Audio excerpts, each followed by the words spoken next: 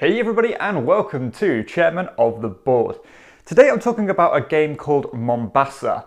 Now Mombasa is about the colonization of Africa. It's a pretty heavy and involved Euro style game for 2 to 4 players. It takes around 2 hours to play.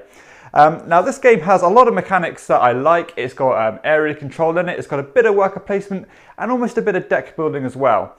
Now the cool thing about this game is the fact that you are basically spreading and investing in 4 different companies, and the cool thing about it is that you are not kind of assigned to a certain company. You can kind of use your action points to either spread these companies or to actually just invest in them. So you can actually invest in companies that other players have spent their turns kind of building and spreading. And I really like that concept. I'm always looking for something kind of different, especially in kind of tried and tested mechanisms such as area control. So the fact that this does something a bit different is really, really fascinating to me. I love that idea of investing in these companies and trying to get as much stocks as you can, shares in them, to try and get as much points as possible, because you're going to get most of your points through that. You're going to get your points through, as I said, these shares in these companies. You're going to get them through bookkeeping, by climbing this track, and also by getting them by mining for gems or diamonds, I think it is, which is almost another different strategy you can take. Now the way the game plays is mainly through card play. So you're going to get a bunch of cards in your hand, and all these cards depict different types of goods. There's only like 4 different types. One of them, those types of goods, is to explore, which is what you're going to use to spread your different companies across the map. You can use those to cross borders, getting bonuses in return. But you can also use them to kind of knock other companies out of that spot. So if other players have particularly good shares in a certain company and you're really struggling to get those shares, then you can spend your points to knock them out of those spots and make another company more prolific. So the way the points work in terms of that is you're going to get points equal to the shares times the number of kind of empty spots or empty building spots of that certain company type. That might sound a bit complicated, but what I'm saying is the more buildings you place down, you're going to take these houses off and they're going to uncover more and more points. So the more houses that are on the board of that company is going to make them more and more valuable. So as I said, the game is based around this card play, and you're basically playing these cards on these 3 different action spots. And as you're playing these cards, you're activating abilities, but the cool thing about it is that you can only use one of these slots. So you're going to slide all of, basically all these different worker spots are going to have their own discard pile. So that really kind of encourages strategic play. In fact, you're forced to play strategically, because these discard piles, they're all very separate. So you can only pick up one of those discard piles each turn. So you really have to think about which cards you're using and which cards you're going to need in the future rounds. And again, instead of using those points for maybe spreading across the map, you can use them to buy new cards to add into your hand or your deck of cards. And you can use them to, what I should say is, if you have the most type of a certain type of good, then you can also kind of activate these worker placement spots. Now, when you initially play the game, you kind of think that it's obvious to kind of take those worker placement spots while you have the most type of those goods. But the problem is that sometimes those decisions are actually quite tricky, because there might be particular cards on the board that you really want to get before your opponent does. So it's not always such an easy decision to use those worker placement spots to get those bonuses. And the cool thing is as well that you can always just cash in those goods to further your kind of your shares in a certain company, because you're climbing 4 different distinct tracks. And again, the further you get up those tracks, the more shares you get in return. And also you're activating or unlocking new worker placement spots, which is a really fascinating idea for me. I love that idea that not only are you investing in to get more points, but you're almost investing in a strategy as well, because you're getting new exclusive worker placement spots that other players can't get unless they invest in those companies. Absolutely brilliant design. So yeah, as I said, the main kind of idea is those that area control, those shares in those companies. But you can always, another strategy you can take is bookkeeping. Now, bookkeeping is a pretty simple idea. So basically, as you're playing these cards out in your little action spots, if you have those different types of goods on display, you can kind of climb up this track by playing a certain card, like a bookkeeping card. And all you got to do is have those types of goods. So you can really make these very cool kind of combinations where you can really fly up this track and get end game points. You can be very clever by spending money to flip those tiles over, so you can skip over that type of good.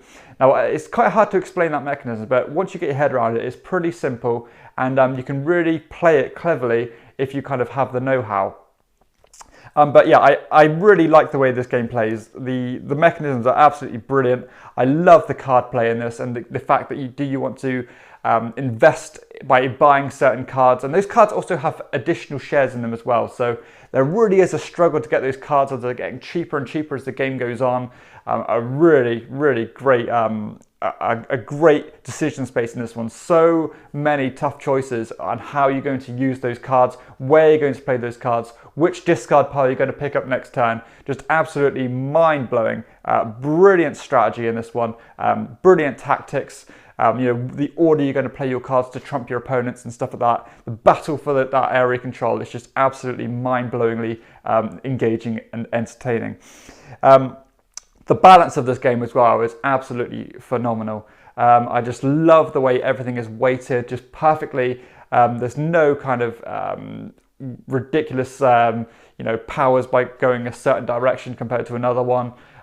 Yes, you're going to fall behind if you don't kind of get your, if you're going to let your opponent get all the shares on one of the most lucrative companies, you've got to really combat that, or you're not going to stand a chance. But it's very doable. You've got to be very switched on, and there's definitely no way that the worst player is going to win this game. If you're the best player, you will win this game, which is the way it should be, in my opinion.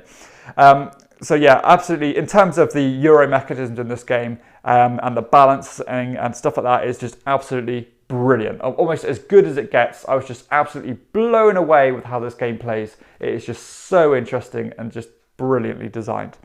The game plays in about 2 hours. As I said, it's pretty much the sweet spot for this game. It's very meaty, and the time's going to fly by because you were so invested in getting your shares in these companies and making sure that your opponent doesn't run away with those most lucrative companies, as I said. Replayability, really good. As every game is going to play out differently. You're going to want to try those different tracks. The tracks as well are double-sided, so you've got a variation on the worker placement spots and stuff that those companies are going to give you. Just brilliant, absolutely phenomenal in terms of replayability. Just always going to get an interesting game out of this one. Uptime as well is really good because you're taking turns on. You're going to use one of your abilities, then your opponent's going to use one. You're not taking all your cards at the same time, and so the uptime is really good, and you've almost got to kind of really carefully choose the order in which you're doing things as well.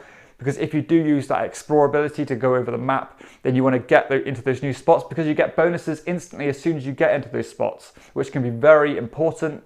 But at the same time, do you want to do that, or do you want to jump into those worker placement spots? So yeah, really good uptime in this one, and the interaction as well in terms of that as well, by trumping your opponent, by the battling back and forth for those area controls, trying to fly up those tracks and stuff like that is absolutely brilliant. Racing for those cards as well is really tight. Just really well integrated in player interaction with this one without being overly nasty. It does feel like a nice Euro game. Aesthetically, I like the look of the game. I think it looks decent. The symbology is very clear, very good. The artwork of the game is very nice as well, because it's Clemens Franz. He does great Euro style art. Brilliant to look at. I think it just feels like a nice Euro. The player sheets are very nice, very clearly illustrated. And yeah, I like the iconography and stuff like that. And once you get your head around the complexity of the game, it does feel very kind of intuitive. It's not overly complicated at all. You're going to be a bit overwhelmed at first because it is on the heavier side of things. But again, it's very stripped down to what it needs to be. There's nothing in there that doesn't need to be there, in my opinion. Component quality is not the highest quality. You've got little cards there, which to be honest is needed because the player kind of, or the table space it's going to take is quite great.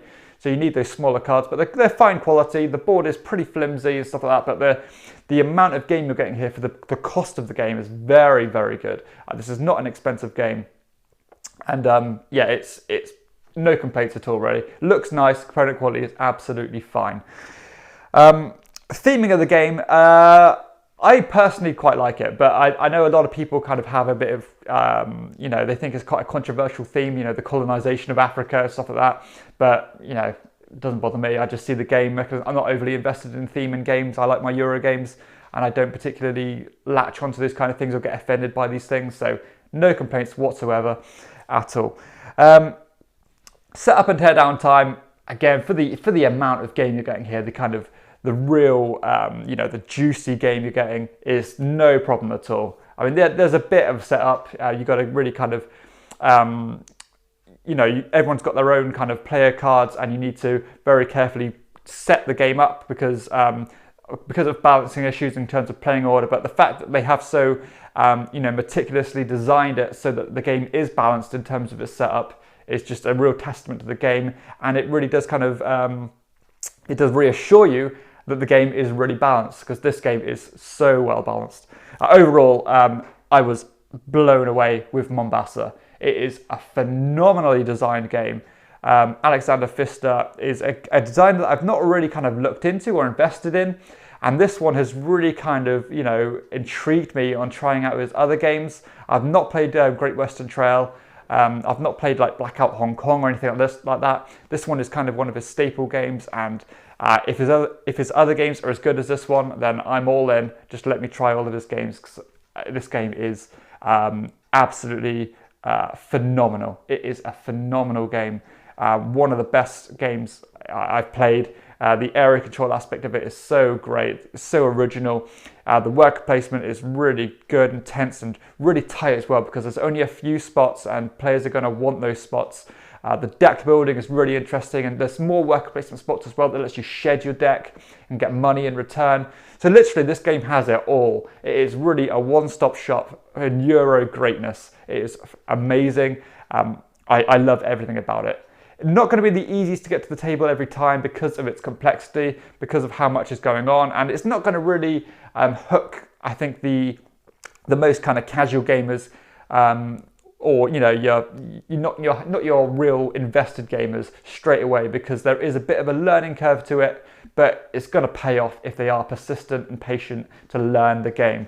So overall, yeah, I couldn't recommend Mombasa enough. It is an amazing game. If you like your Euros, this is one that you have to try. Just brilliant. So instead of me just saying the same thing over and over again about how great Mombasa is, I'll leave it at that. So I really hope you've enjoyed this video review of Mombasa by Alexander Pfister. If you have, please hit like and subscribe to my channel, and check out my other videos too. For everyone else, I'll see you next time on Chairman of the Board. Bye.